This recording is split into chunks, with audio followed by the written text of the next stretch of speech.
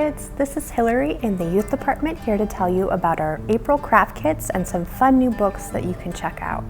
With this month's craft kit, you can plant and grow your own mystery seeds. Inside the bag, you will find a flower pot, some soil, and your mystery seeds. Also included in the bag are some crayons, your flower pot instructions, and some fun worksheets. I have no idea what kind of seeds these are, so you'll have to tell me what starts to sprout in a few weeks. I'm excited to find out.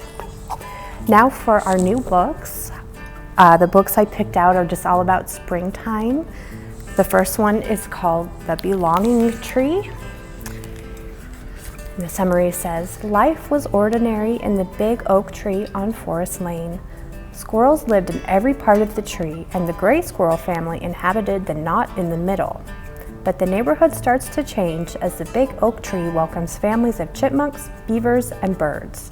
And with each new arrival, the grays become increasingly unhappy. Can't everything remain just as it was?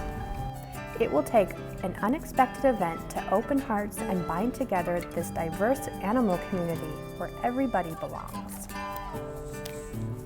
Our next book is called Keep an Eye on Ivy. Ivy is the best birthday present ever, but she needs a lot of attention.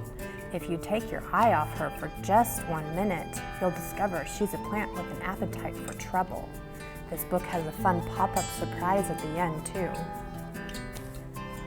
Our next book is called When the Storm Comes. A storm is coming and there is much to do. It's a flurry of activity as people and animals prepare for what's ahead, stocking up, tying down, and burrowing in. They watch and listen as the wind kicks up and the thunder booms, and hurry to find a safe place to wait out the storm. And when the sky is clear at last, they gather together to celebrate the warmth of sunshine and friendship. Then we have a book called Seeds.